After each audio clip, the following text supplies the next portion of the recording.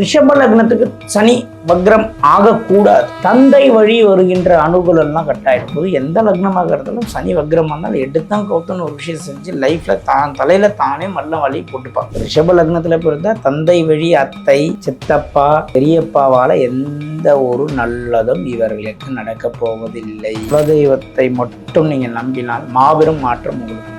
ஆனா அதை மட்டும்தான் செய்ய மாட்டேன். ரெட்ரோ ஆன்மீகம் நேயர்களுக்கு வணக்கம். நான் கலைப்ரியா பழனி. இன்னைக்கு நம்ம யார் கூட பேச போறோம் அப்படின்னா சம்பத் சுப்பிரமணியம் அவர்கள் கூட தான் பேச போறோம். வணக்கம் சார். வணக்கம் மேடம். எப்படி இருக்கீங்க? நல்லா இருக்கேன். ரொம்ப சந்தோஷம் சார். பொதுவாவே இந்த சனி வக்ரம் ஆயிட்டாரு, குரு வக்ரம் ஆயிட்டாரு அப்படின்னு நம்ம வார்த்தை மூலமா கேட்டுருவோம். ஆனா எதனால வக்ரம் ஆனாரு, வக்ரம்னா என்ன அப்படின்னே புரியாம பல விதமான வீடியோஸ்களை பார்த்துட்டு நமக்கு இது நடந்துருச்சா அது நடந்துருச்சான்ற ஒரு முடிவுக்கு நம்மளே வந்துருவோம். முதல்ல இந்த சனி வக்ரம்னா என்ன சார்? சனி வக்ரம் அப்படின்னா அதாவது சூரியன் அப்படின்ற ஒரு கிரகத்தில இடமிருந்து 5, 6, 7, 8, 9ஆம் இடத்துல சனி இருக்குன்னு வச்சுக்கோங்களேன். அவங்க எல்லாருக்குமே சனி வக்ரம். அதாவது சூரியன் அப்படின்னா பாஸ், சனினா வேலை செய்யறவர். சூரியனும் சனியும் லாங் டிஸ்டன்ஸ்ல இருக்காங்கன்னு வச்சுக்கோங்களேன். நம்ம ஓனர் இல்லாத இடத்துல நம்ம எப்படி இருப்போம்? ஜாலியா இருப்போம், நிம்மதியா இருப்போம், நம்ம இஷ்டப்பட்டதை செய்வோம், வேலை கரெக்டா செய்ய மாட்டோம். ஏன்னா லாங்ல இருக்காரு. இப்போ பாஸ் கம்பெனிக்குள்ள வந்துட்டாரு, நம்ம எப்படி இருப்போம்? கொஞ்சம் ஸ்ட்ரிக்டா இருப்போம், அடக்கம், அமைதி, ஒரு பயம், வேலை செய்யற மாதிரி ஒரு பாவனை. இதுதான் சனி. சனி வக்ரம்னா அவங்க ஜாதகத்துல சனியும் சூரியனும் லாங்கா இருக்கு. சனி வக்ரம்னா சூரியனுக்கு பக்கத்துல இருக்குன்னு அர்த்தம். அப்ப பாஸ் பக்கத்துல இருந்தா அந்த மனிதர் எப்படி இருப்பார்? அந்த பாஸுக்கு கட்டுப்பட்டு நடப்பார். தூரம் இருந்தா நிறைய தவறு செய்வார். ஏன்னா பாஸ் தான் ஊர்ல இருக்காரு, எல்லாம் பார்க்க மாட்டாரு, தவறு செய்வார், அவ்வளவுதான். அப்போ உங்க ஒரு ஜாதகத்தில் சூரியன் இருக்கும் இடத்திலிருந்து 5, 6, 7, 8, 9 ஆகிய இடங்களில் சனி இருந்தால் அது வக்ரம் என எடுத்துக்கொள்ள வேண்டும். அந்த வக்ரமான சனி நிறைய தவறுகளை செய்யக்கூடிய சுச்சுவேஷன்களை கிரியேட் பண்ணும். அதை தாண்டி உங்களுடைய வாழ்க்கை நல்லா இருக்கும். அதுதான் சனி வக்ரம் நம்ம சொல்றோம். இப்போ நிறைய பேர் இருந்தா கூட ஒருத்தருக்கு சனி வக்ரம் இருக்கு, இன்னொருத்தவங்களுக்கு சனி வக்ரம் இல்லைன்றது எப்படி சார் கண்டுபிடிக்கிறது? அவங்களுடைய ஜாதகத்துல சூரியன் இருக்கும் இடத்திலிருந்து 5, 6, 7, 8, 9ல சனி இருந்தா வக்ரம் எடுத்துக்கணும். ஒவ்வொரு வருஷத்துக்கும் 5 மாதங்கள் சனி வக்ரம் அடைவார். தெரிஞ்சுக்கலாம். அதே மாதிரி சனிக்கு பக்கத்துல பிராக்கெட் போட்டிருக்கும் வக்ரம் அப்படின்னு, அதை பார்த்து தெரிஞ்சுக்கலாம். 12 லக்னத்துக்கும் சனி வக்ரமா இருந்தா என்னெல்லாம் பண்ணுவாரு அப்படிங்கறத பார்க்கலாம் சார். ரிஷப லக்னத்துல பிறந்த ஒருத்தருக்கு சனி வக்ரமானா என்னெல்லாம் பண்ணுவாரு? ரிஷப லக்னத்துக்கு சனி வக்ரம் ஆகக்கூடாது. ஏன் சார்? ஏன் அப்படின்னு கேட்டீங்கன்னா 9க்குரியவன் வக்ரம் ஆகக்கூடாது. தந்தை வழி வருகின்ற அனுகூலம்லாம் கட்டாயிடும். ரிஷப லக்னத்துக்கு 9க்குரிய வக்ரம்னா அப்பா வழி சுத்து வராது, இருந்தாலும் அனுகூலம் கிடையாது. தந்தை வழி பெரியப்பா சித்தப்பாவெல்லாம் நல்ல ஒரு ஹெல்ப் கிடைக்காது. பூர்வீகத்தால ஒரு நல்ல ஒரு அனுகூலம்லாம் கிடைக்காது. ரிஷப லக்னத்துக்கு சனி வக்ரமாக கூடாது. 9க்குரிய வக்ரம், 10க்குரிய வக்ரம். தந்தை தொழிலை செஞ்ச மிகப்பெரிய ஆபத்தை நேரிடும். தந்தை தொழிலை தான் செய்வாங்க, தந்தை வாழ்ந்த இடத்துல வாழ்வாங்க. இந்த மாதிரியான ரிஷப லக்னத்துல பிறந்து சனி வக்ரம் ஆயிடுச்சுன்னா இவர்கள் தந்தை வழி உறவினர்களிடமிருந்து பெரிய சக்சஸ்ஃபுல் அடைய முடியாது. ஆன்மீக ரீதியா பெரிய ஒரு நல்ல ஒரு மாற்றம். 9க்குரிய வக்ரமாக ஆன்மீக ரீதியா இஷ்ட தெய்வம் மூலயமா பெரிய அனுகூலம் எல்லாம் கிடைக்காது.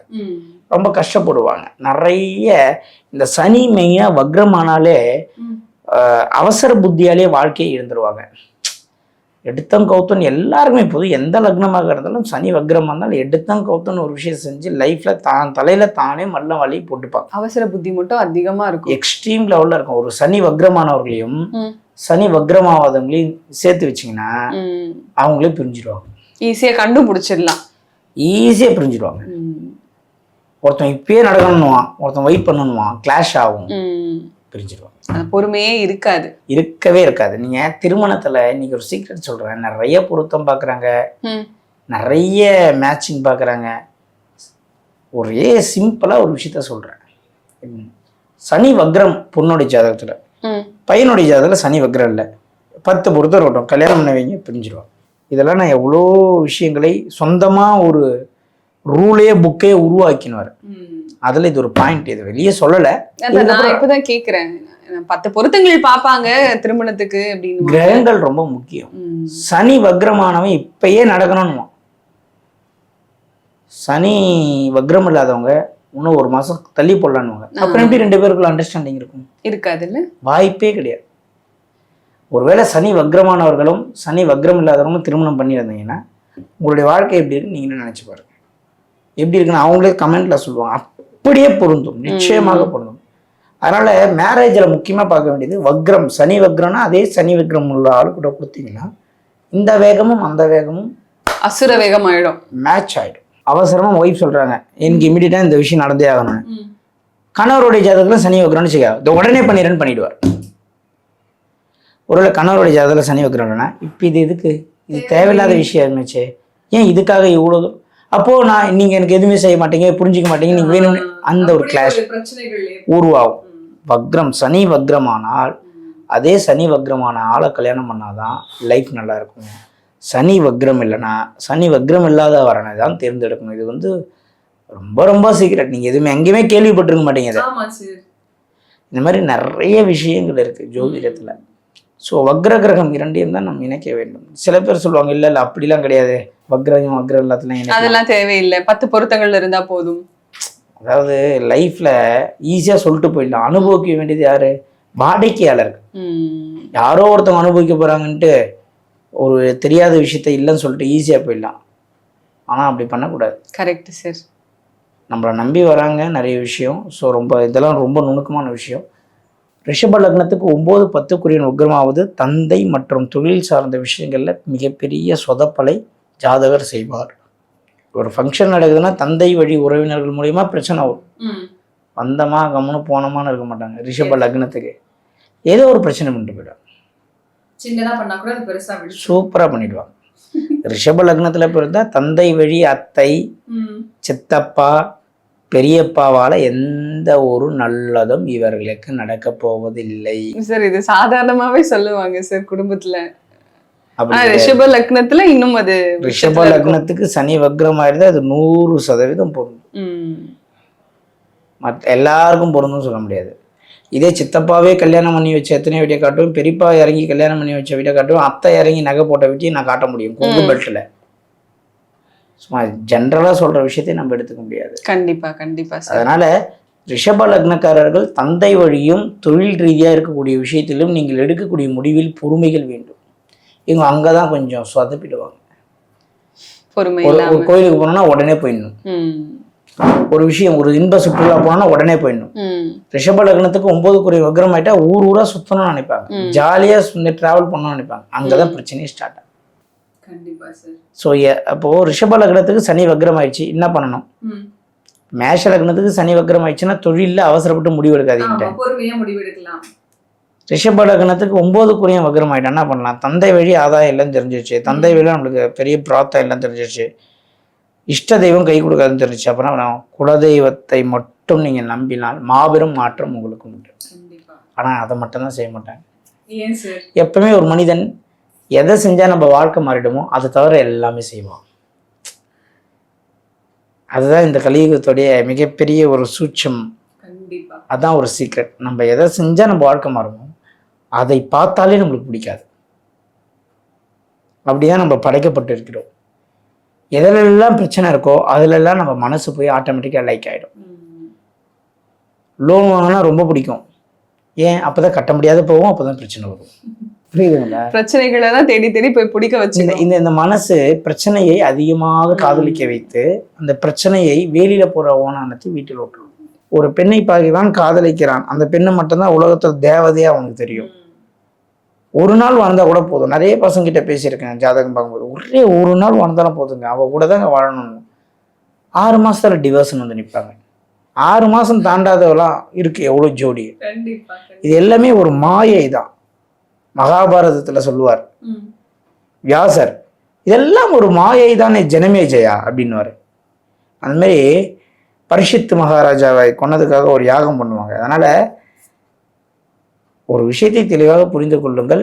ரிஷப லக்னக்காரர்கள் 9 வக்ரம், இன்ப சுற்றுலா விஷயங்கள், வெளியூர் பயணங்கள், இடம் விட்டு இடம் மாறுவது, வேலையில டிரான்ஸ்ஃபர் ஆகுறது, ஊருக்கு போறது, கணவர் கூட ஊர் சுத்தணும்னு நினைக்கிறது, ஊர் சுற்றுவது மீன்ஸ் சுற்றி பார்க்குறதுன்னு சொல்கிறேன். நான் கொஞ்சம் கலோக்கியலாக பேசுகிறேன். அனுபவங்களை நான் கலோக்கியலாக பேசுகிறேன். ஊர் சுற்றுறதுனா அப்போ நான்லாம் ஊர் சுற்றுறமெல்லாம் கேட்காதீங்க. அதாவது உங்கள் கனவு கூட நீங்கள் வெளியூர் போகணும்னு நினைக்கிறது, வெக்கேஷனல் டூர் போகணும்னு நினைக்கிறது, இதிலலாம் நீங்கள் எடுக்கிற முடிவுகள் பொறுமையாக இருக்கணும். அப்படியே டக்கு டக்குன்னு எடுத்து அப்படியே டிக்கெட் போட்டுருக்கணும். அப்போவே போட்டுட்டு நைட்டு கிளம்புறோம். அந்த அவள் தான் ஃப்ளைட்டு கேன்சலு. நைட்டு ஃப்ளைட்டு திடீர்னு சூறாவளி வரும், இல்லைன்னா புயல் வரும், ப்ரோக்ராமே கேன்சல் ஆகிடும். பொறுமையாக இருக்கும். எதை பண்ணாலும் பிளான் பண்ணி பண்ணணும். கண்டிப்பா ஒரு விஷயத்தை கிளம்பணும்னா உடனே கிளம்பக்கூடாது. மேஷ லக்னக்காரர்கள் தொழிலிலே உடனே முடிவெடுக்கக்கூடாது. ரிஷப லக்னக்காரர்கள் இடம் விட்டு இடம் மாறுதல், திருமண விஷயம், ஆண் பெண் தேர்வு செய்து, பெண் ஆண்மை தேர்வு செய்து, இடம் விட்டு இடம் மாறுதல், வேலை மாறுதல், வெளியூர் பிரயாணங்களில் இம்மிடியட்டான ஒரு முடிவு எடுத்தீங்கன்னா 9 வக்ரம் இருக்கான், நல்ல பலனை கொடுக்க மாட்டான். இதில் மட்டும் தெளிவாக இருக்கும். இப்போ நான் வந்து இந்த சனி வக்ரத்தை பற்றி பேசியிருக்கேன். ஆமாம். முதல்ல சனி என்பது ஒரு ஸ்லோவான கிரகம். அது வக்ரம் ஆயிடுச்சுன்னா ரொம்ப வேகமாக வேலை செய்யும். அது வேகமாக வேலை செய்யணும்னா எப்படி வேலை செய்யணும்? உங்கள் லக்னத்துக்கு சனி எந்த பாவமாக வருகிறதோ அந்த பாவத்தில் அது வேகமாக செயல்படும். அதேமாதிரி அந்த பாவத்தில் அது உண்மையாக இருக்க தவறும்.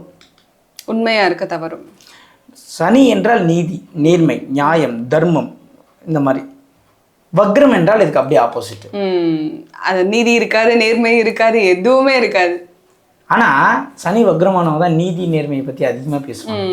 யாருக்கு எது இருக்காதோ அதை தான் அவங்க அதிகமாக வெளிப்படுத்துவாங்க. கண்டிப்பா கண்டிப்பா. இப்போ மேக்கப் போடுறாங்க இல்லையா? ஆமாம்.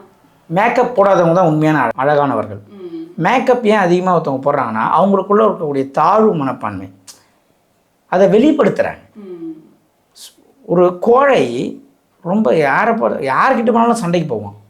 ஏன்னா அவன் கோழை என்ற எண்ணம் அவனுக்குள்ள அதிகமாக பதிஞ்சதுனால நான் கோழை இல்லைன்னு அவன் சொல்கிறான், காட்டுறான், தெரியும் நானும் வீரன் தான்றான். ஆனால் உண்மையிலே ஒரு வீரன் சண்டைக்கு போனால் சமாதானம் தான் படுத்துவான். முடியாத பட்சத்தில் தான் அவனுடைய தைரியத்தை காட்டுவான். அந்த மாதிரி அந்த வக்ரம் ஆயிட்டுனா ஓவராக நீதி நேர்மை சட்டம் ரூல்லாம் பேசுவாங்க. ஆனால் அவங்க நேர்மையாக உண்மையாக இருக்காங்களான்னு இருக்க மாட்டாங்க. உண்மையாக மாறணும், பொறுமையாக மாற வேண்டும்.